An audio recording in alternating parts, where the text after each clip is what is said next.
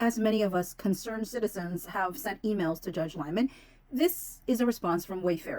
Dear Judge Lyman, the Wayfarer parties respectfully oppose Lively's request for another multi-week extension of her time to seek sealing of summary judgment materials and various other motions.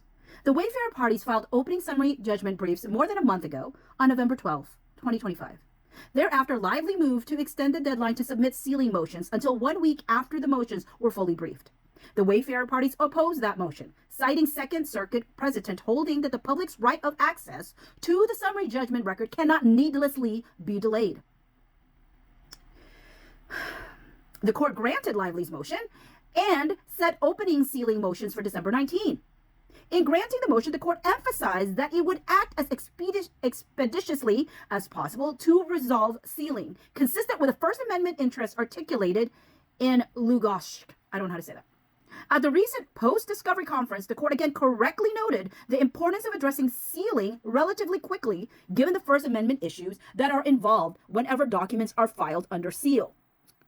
The court therefore instructed the sealing motion should be filed on December 19 unless the parties made a reasonable request for a little bit more time. And I say just a little bit more time, keeping in mind the interest of the public. On December 17, Lively asked the Wayfarer parties to agree to an additional 2.5-week extension.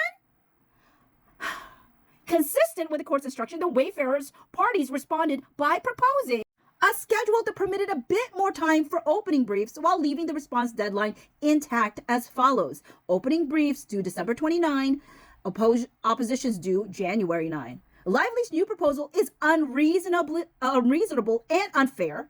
It pushes back the deadline for opening briefs yet again, giving Lively nearly 2 months to prepare her sealing motions, while giving the Wayfarer parties just 1 week to address what we anticipate will be numerous, lengthy briefs. In addition, Lively's reliance on the claimed needs of third parties is disingenuous. Lively does not have standing to speak for those parties, and none of those parties raised the possibility of an extension with the Wayfarer parties prior to Lively's filing. Moreover, Lively herself is evidently prepared to proceed on the schedule the Wayfarer parties have proposed. In an email this morning, Lively's counsel asserted that Lively has already identified the majority of the items she wishes to seal.